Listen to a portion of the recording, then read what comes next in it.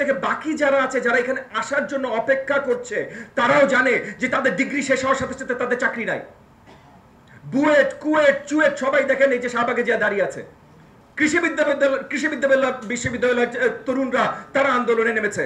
যে কোনো প্রযুক্তি বিশ্ববিদ্যালয় বলেন, সবাই। কেন? কারণ ভবিষ্যৎ তারা অন্ধকার দেখছে। 15.5 বছর ধরে নিশ্চয়ই এই ভবিষ্যৎকে গ্রাস করেছে অন্য একটা স্বৈরাচারী সরকার, কিন্তু এখন আমাদের উপরে সবচেয়ে বড় গুরুদায়িত্ব তারা যেটা গ্রাস করে গেছে সেটা নতুন করে তৈরি করা।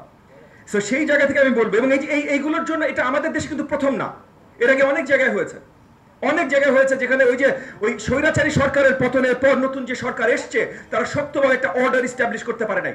আমরা রাশিয়াতে দেখেছি 1917 সালের ফেব্রুয়ারির পর যে কার কথা কে শুনবে, আইন কে চালায়।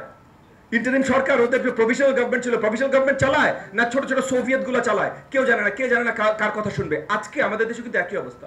ইন্টারিম গভর্নমেন্ট বড় কিছু হয়, এই যে নূর একজন রাজনৈতিক নেতা, সে জুলাই গণ অভ্যুত্থান বা তার আগেও অনেক জায়গায় আন্দোলনে নেতৃত্ব দিয়েছে, আমাদের সাথে যুগপৎ আন্দোলনে পার্টনার এবং ছিল এবং ইনশাআল্লাহ থাকবে।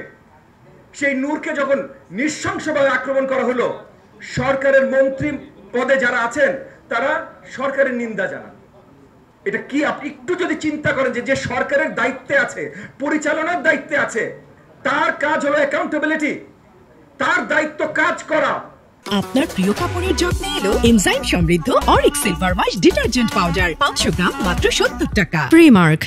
যদি কোনো সময় সঠিক বিচার না হয়, সেখানে সঠিক বিচার যেন হয় সেটার জন্য স্ট্যান্ড নেয়া। সে নিন্দা জানাবে, নিন্দাটা আমরা জানাবো, আমরা তো ক্ষমতার বাইরে।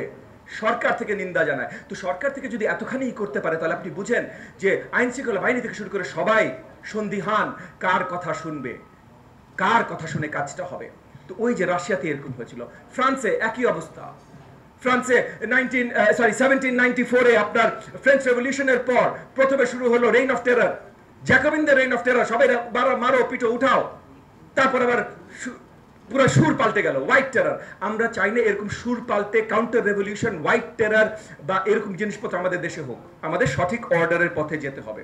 তো আমি বক্তব্য ছোট রাখবো। সঠিক অর্ডারের পথে যেতে হলে আমাদের কি করতে হবে? আমাদের যুগপৎ আন্দোলনের পক্ষ থেকে বিএনপির নেতৃত্বে এবং বিএনপির মাননীয় ভারপ্রাপ্ত চেয়ারম্যান জনাব তারেক রহমানের নেতৃত্বে আমরা অনেক আগে কিন্তু 31 দফা দিয়ে আছি।